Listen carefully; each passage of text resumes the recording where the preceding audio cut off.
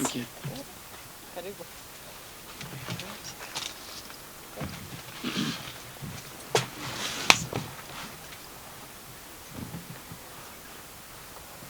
Good morning, everybody. I take this great opportunity to welcome my brother, Honorable Duale, to take over the mantle of leading this great ministry of environment, climate change, and forestry, and at the same time to express a lot of gratitude to the great team led by the two principal secretaries, Principal Secretary for Environment and Climate Change, and the Principal Secretary for Forestry, the heads of departments, the heads of SAGAs, the CEOs, and members of staff for a very wonderful opportunity I have had in this ministry to serve together with all of you for the past close to 22 months or slightly over. It's been a wonderful team to work with, and I am very confident. I have worked with my brother Duale in various capacities, and I can assure the team in environment, climate change, and forestry that as I exit this space, you are in extremely good hands. And to congratulate you, my brother, for coming on board. It just happens that our main stakeholders in the 15 billion tree growing program was the KDF. Actually, when you look at our reports, CS Duale was highly ranking in his leadership of KDF in contributing to the whole of government approach to the ecosystem restoration program. So we are having reversed roles, but fortunately I remain your biggest stakeholder for the 15 billion tree growing program. So karibu sana. From this moment on, I remain your guest within the ministry. Please. Karibu. Welcome.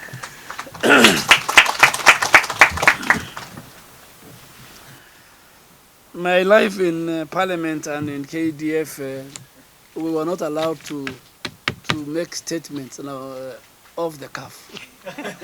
And I was telling Waziri that when you go to defense, everything must be on record. So I decided to draft a small speech. My dear sister, Honorable Soipan Tuya, the Minister for Defense, our two principal secretaries, Secretary of Administration, heads of department, members of the Fourth Estate, good morning. Good morning. It's a big honor for me to be here this morning, and as I stand before you as the new Cabinet Secretary for Environment, Climate Change, and Forestry, first I want to extend my heartfelt gratitude to everyone who has been part and parcel of this transition. It's a very privilege to take over from Honorable Soipan, whose leadership in this ministry has been very exemplary. I have worked with her. I know her capacity, both when she was in Parliament with me, as one of our speakers panel. But as I promised during my vetting process, climate change will remain a major focus for me. Climate change is not merely an environmental issue, but it is the most serious challenge that humanity faces today. Its impacts are profound, it's far-reaching, and is deeply personal to all of us. Here in Kenya, we have experienced harsh realities of the climate change. You have seen the prolonged droughts of the past 2 years, followed by the very destructive floods, which brought very devastating losses of lives and livelihood. They have destroyed properties and infrastructure and public institutions, and despite our contribution to the global emission being less than 0.3%, and Kenya is among one of the most vulnerable nations. So our climate change are both severe and are very urgent. And under the leadership of my predecessor, Honorable Soipan Tuya, Kenya has made a very significant contribution. Our efforts in climate change mitigation and adaptation have been commendable. The National Determined Contribution NDCs and other strategies have propelled us forward in promoting renewable energy, advancing tree planting initiatives, and strengthening climate resilience. These achievements have laid a very solid foundation for our continued progress. As I step into this role, I am committed to building on the foundation laid by my predecessor and the whole team that is seated here. We will continue to strengthen our climate action agenda, promote green growth, and ensure sustainable natural resources management. Our ministry will support effective coordination of climate action by all actors, including government, the private sector, the civil society organizations, and our donor community. We will mobilize climate finance from diverse sources, and we will channel them to support our own initiatives. Climate change is a global challenge that demands international cooperation, and my ministry will champion active international engagement, advocating for developed countries to fulfill their obligation, and it is imperative that global emissions are reduced and that financial, technological, and capacity building support is provided in line with international commitments.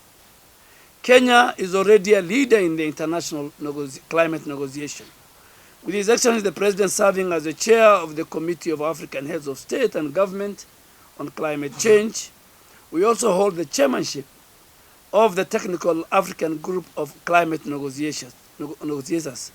I will ensure that Kenya continues to play a very strong role in advocating for climate action on the global stage, securing fair and equitable outcomes for Africa.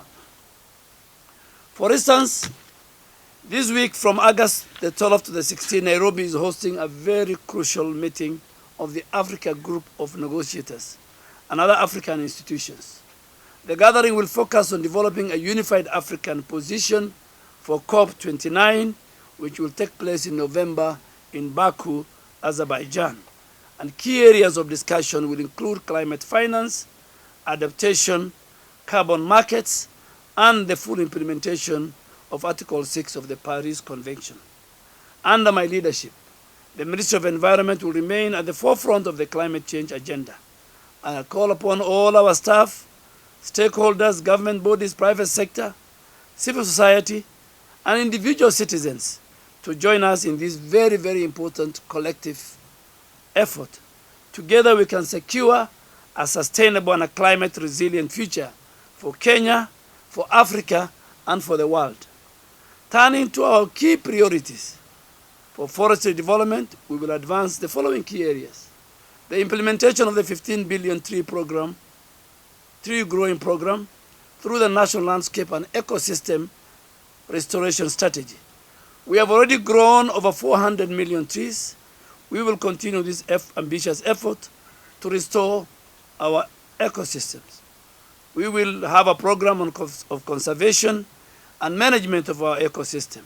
We will focus on conserving and protecting our 2.6 million hectares of public forest through social and physical financing.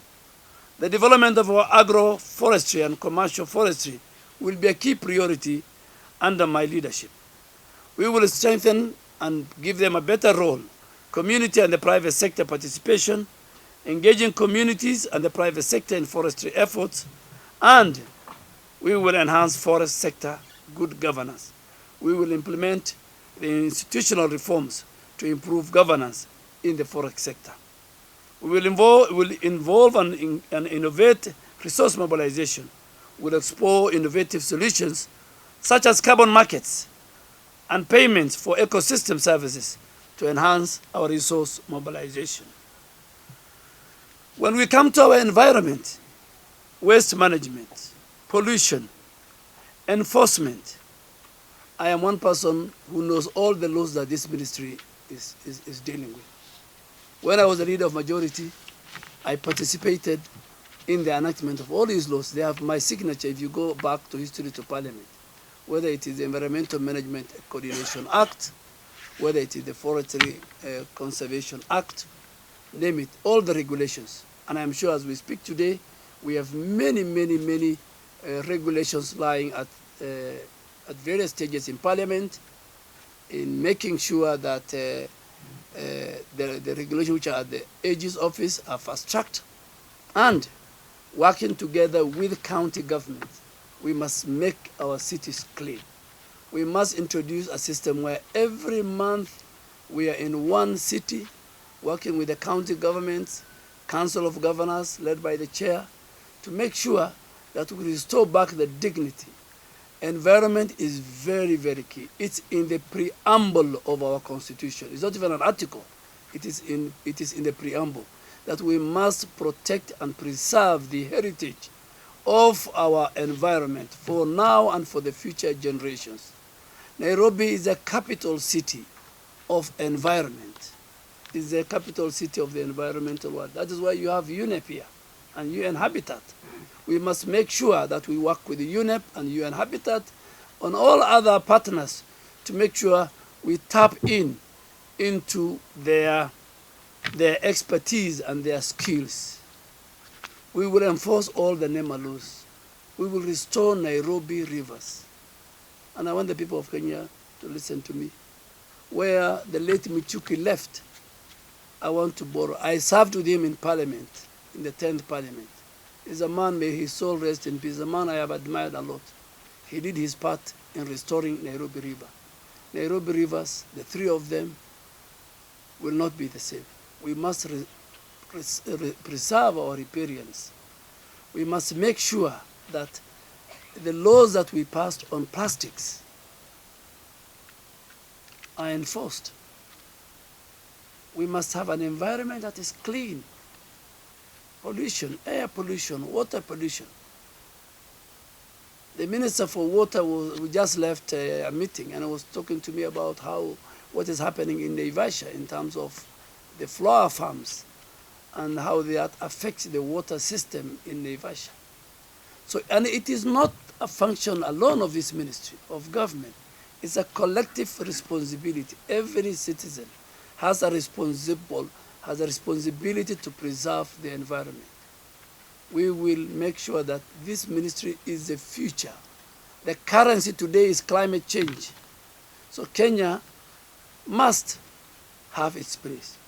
Carbon credits, communities, the new amendment to the law, to the Climate Act, the regulations that are in place.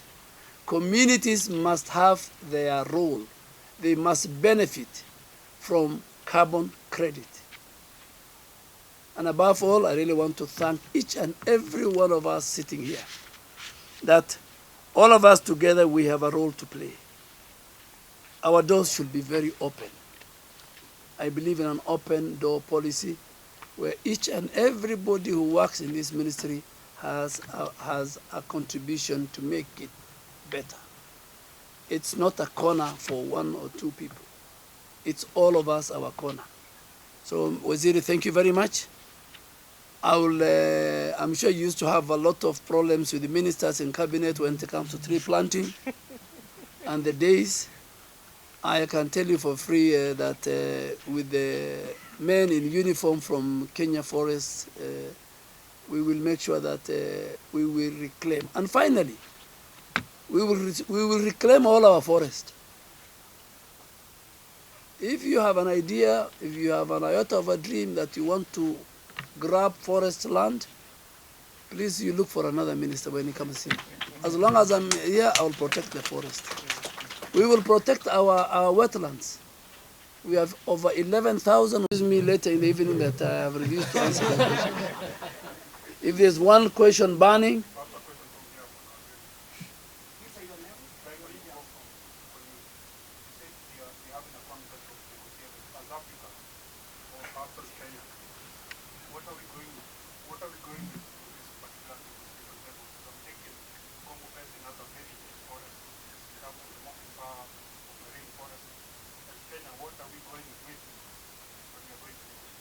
thank you very much. In fact, the chair of the African climate negotiators is Kenya. So we have the privilege of chairing. There are many things including, as I told you, the full implementation of the Article 6 of the Paris Convention. The carbon credit issues. And I'm sure before the end of the week, we will let the media know where the conference is taking place, and we will come up with a blueprint. But Africa is preparing itself. The way we were here during the climate summit, we prepared ourselves for the COP28 in Dubai. This meeting is preparing Africa for COP29 that will take place in Baku. My name is Lily Sindero from Nation Media Group. Now, a climate change story is a personal story, and you come from an area that is heavily impacted by climate change, from frequent droughts to floods. How differently are you going to champion the interests of the Kenyan and African pastoral community in the climate discourse, and to an extent, those who are most vulnerable? Number one, I am not the CS for environment, climate change, and forestry of my region. I'm the CS for the Republic of Kenya. So I'll deal with climate change. And all the effects you have seen, from the drought to the floods, have affected all parts of our country in terms of destruction of livelihood and infrastructure. Nairobi, in fact, was one of the cities that was hard hit during the floods. But I can tell you, and that's why I told you, the 11,000 wetland restoration we want to do, majority of them are in the Asal. Asal has a very peculiar issue when it comes to climate change, because drought affects the Asal more than any other part of the country. Thousands of animals die. And working together with the Ministry of Livestock and Ministry of Agriculture, we must even teach our people a more adaptive livelihoods. And that's why you hear issues of adaptation and feedlots being created, so that animals, when the drought hits, there are places where you can keep those animals in big farms and feedlots. But we are coming up, and I'm sure you'll see that we are going to deal with the many challenges that climate change comes from, not only in the Asal, but in the whole country. Okay. Yeah. Good morning, Waziri.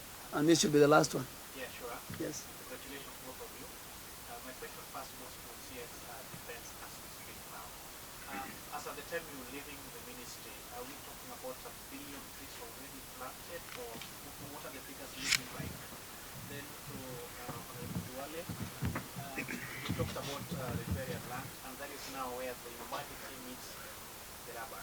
What methodology will you use that the people being advised to leave the areas will not say they've been whisked away or vandalized, or their rights have been violated?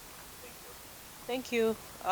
In terms of where we are with the tree planting, first of all is to say that we have seen tremendous enthusiasm from Kenyans of all walks of lives, the private sector, the government ministries, departments and agencies, the county governments, and it is really music to my ears to hear my successor now, Honorable Duale, really emphasizing that tree planting is not the preserve of this ministry. It is for each and every individual Kenyan. And the success of this program, which is a life and death for us as a climate mitigation action, the success lies with each and every one of us taking personal responsibility, from our children in schools and, you know, Kenyans of all walks of life. Since the inauguration or commissioning of the program in 2022 December, you will all bear me witness that we have planted millions and millions of trees. We have had records from the 2 tree growing holidays, where Kenyans went out and really did exemplary action in terms of coming to the front line of tree planting. The 400 million that Waziri has spoken about is what we have in our application, the Jazamiti application. But by all means, that's not the total number of trees that have been planted. We can only speak of what we have on record. And one thing that Waziri is aware is for us to really stretch our records to the limits so that we can have a real-time recording from individual Kenyans of each and every tree planted. So on the record, we have the 400 million, but by all means, we have many millions of trees that are not in our records. Also, we have a periodic assessment of our forest reference levels, which should be coming soon. And that is the comprehensive appraisal of our tree cover and our forest cover. And that is when we shall know what movement we have made once we do that comprehensive assessment. And the other thing we have been working on to ensure we have a continuous and real-time recording is to take our Jazamiti application. It is currently domiciled at Carefree in a very small department. We need to bring it to the DRSRS level, the Directorate of Remote Sensing and Survey, so that it's a national tool that then can also have a high resolution capturing of our tree growing activities so that we can be able to take count. So one of the handing over notes to Waziri is really for us to work on that real-time reporting. But by all means, the 400 million is not the totality of the trees planted in the country. Thank you. Just before I answer your question, is why do we have 15 billion? We are having 15 billion because currently our forest tree cover is 12.3%, and we need to take it to 30% by 2032. So we'll do whatever it takes. And other countries, our neighborhood, have done it. We do whatever it takes as government to make sure that from our wetlands, from restoring our forests, planting more trees, we will, and also increase our forest cover from 8.3% to a higher percentage. On the question of riparian, the laws are very, very clear. We will act within the law. And citizens, laws are meant for citizens and for governments to run the business on behalf of the citizens. So you cannot build on riparian road. You cannot farm on riparian section. The meters, the length are all very, very clear. So there are a number of things we're going to do. And part of dealing with the Nairobi rivers and make sure our rivers are very clean is first to remove all the dam sites along Nairobi rivers. So I think the governor of Nairobi must listen to me and must listen to me very, very carefully. He must listen to me. We can't have our cake and eat it. If we have to clean those rivers, then we must remove all the dam sites along those rivers. I saw part of the brief I was given was how asbestos is still in use, mainly in 3 or 4 ministries, and it's good the Minister for Defense is here. Asbestos causes lung cancer. We can't wait. We have this ministry has given some 3, 4 ministries: Ministry of Defense, Ministry of Interior, Ministry of Education, because there are a number of schools, Ministry of Health, there are a number of hospitals, there are many private buildings that have asbestos. Let me make it very clear. By December, they must remove it. And I'll take a cabinet memo by December. But the first thing I'll do when I go to office this afternoon is to write to those entities. They need to look for budget. They need to work with the NEMA and agree on how they're going to dispose those asbestos in a very secure, healthy environment. I mean, we can't be a very responsible government where we have our children learning under asbestos. our patients sleeping under asbestos roof, our own security men and women in their barracks using asbestos. I think that is very irresponsible, that's very reckless on the part of government. So Waziri, by Friday you'll have a letter. And you must, and right now when I join you at the DOD, because it was a pending issue, I'll tell the people that they must give you budget, and you look for NEMA and the PS environment and the men and women who are in charge, so at least we sitting here on this table can say that we have removed asbestos. The way you remove the plastic bags, at least by 80%. Today, I think there are many countries that are proud of Kenya. So there are many things we are going to do. We will clean the environment. The noise pollution in our estates, where sick people, children going to school.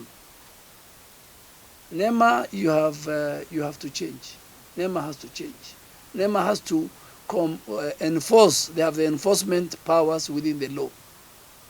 Where people are building tall buildings, and then you have a building which has no access to the sun, has no access to fresh air. I mean, there must be proper planning of cities in our. We must introduce the coding of the proper coding of the waste that we dispose, between the organic, the dry, the wet. So I think we will pick from where Waziri Muchuki, my very, very good friend, I served with him. He was among the elders that I served with in Parliament many years ago. So he was remembered for many things. Our matatus, our transport system must have bins inside the matatu. Nobody should have the privilege to throw litters anywhere he wants. I mean, sometimes I walk in Karura Forest, and there's a very good way of, you can't just throw the bottle of water you are drinking when you're walking in Karura Forest.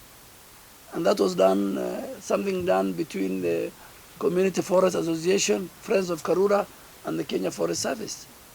So we can do that, and we will protect all our forests, all our wetlands, all our riparians, and above all, the Nairobi River Commission. The Nairobi rivers must be a reality. We must have a river that flows where you can drink the water. Thank you very much, good people. We need to go to defense.